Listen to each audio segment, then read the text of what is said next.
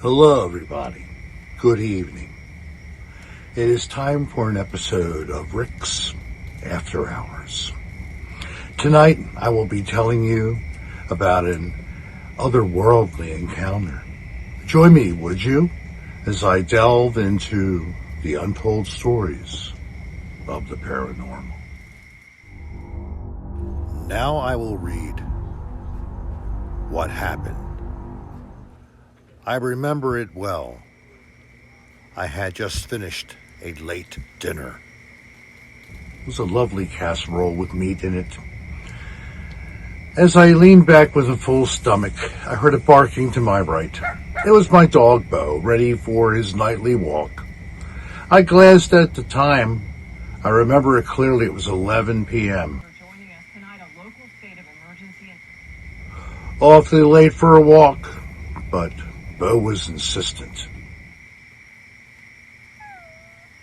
I got up and put on my jacket. It was a dark night, darker than usual, with heavy cloud cover. A crisp chill was in the air, and I stepped outside.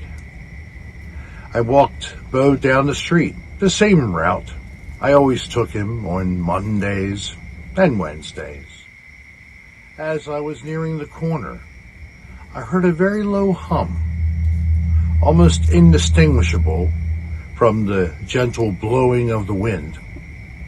I looked around, but not a single person was outside. The area being home to a large elderly population, most were fast asleep. The hum continued for a moment until I lost it entirely. Thinking nothing of it, I continued my walk with Bo. Around 11:15, as we neared the point of turning around in our walk, I caught a very quick flash. It lasted less than a second, but I saw it as clear as day. What's really strange, folks, is that it was almost exactly in the same spot that I had my other sighting a few months back. I stared at the sky for maybe half a minute, but nothing else happened. Our car alarm down the street went off, breaking the silence and startling me. I gained my composure and whistled to Bo, letting him know it was time to go home. He didn't move. I pulled on the leash a bit, but he sat down and literally would not move a muscle. Now I've had Bo for almost 10 years, and he has never acted like this.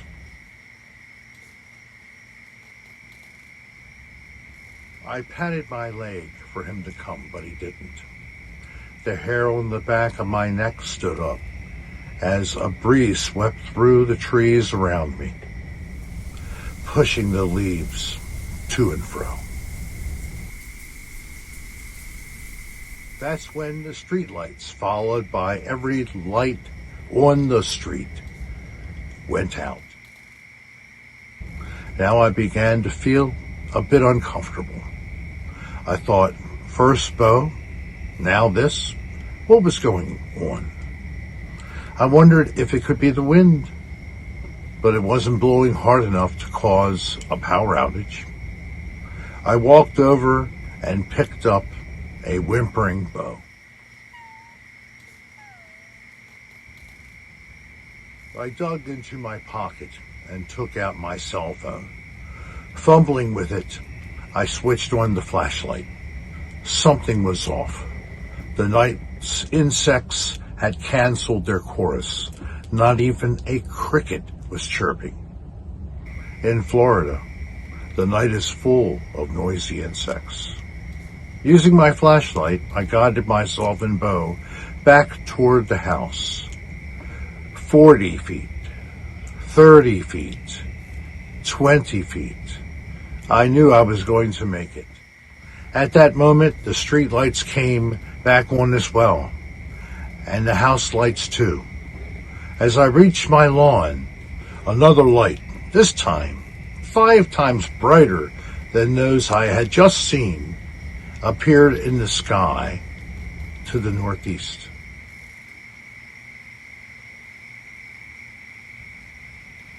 I look at this thing, and it's huge, triangular shaped, and moving slowly, maybe 50 feet in diameter. I made a sketch of it as best I could.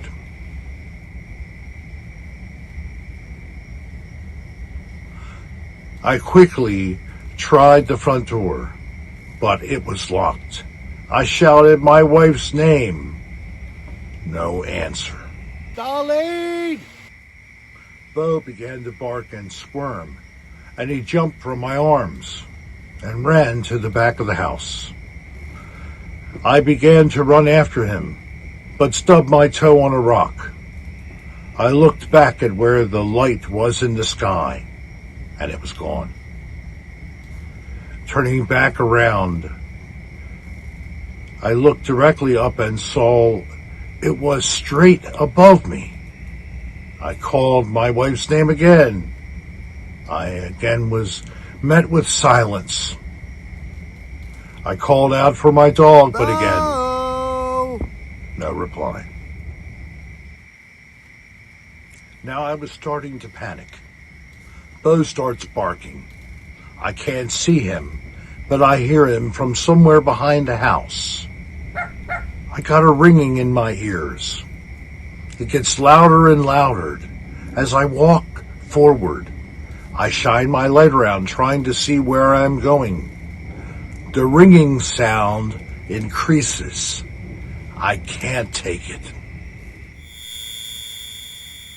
I drop to my knees, my phone and flashlight falling to the grass. I place both hands on my head. The ringing reaches a high-pitched, head-splitting level. My vision begins to blur. I can see there are small people approaching. No, not people. More like beings. About 4 feet tall. They have big heads and big dark eyes shaped like a watermelon. I drew a sketch of them.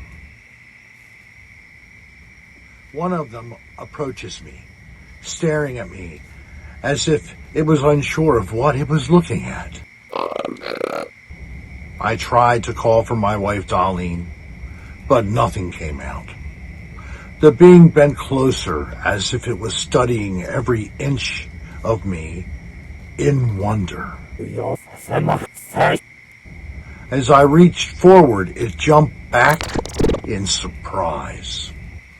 A bright light appeared over top of me, and I knew the triangular craft had returned.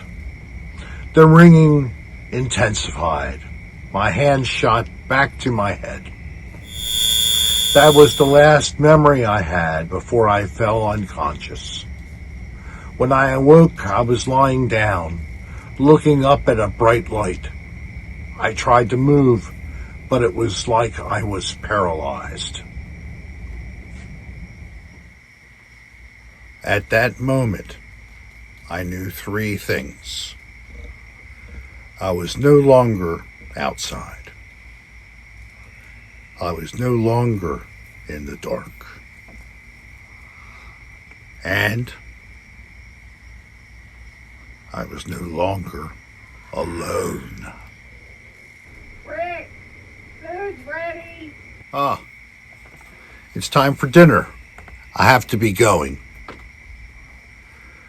We'll talk more about this next time. Well, I'm Rick Serra, and you've been watching After Hours.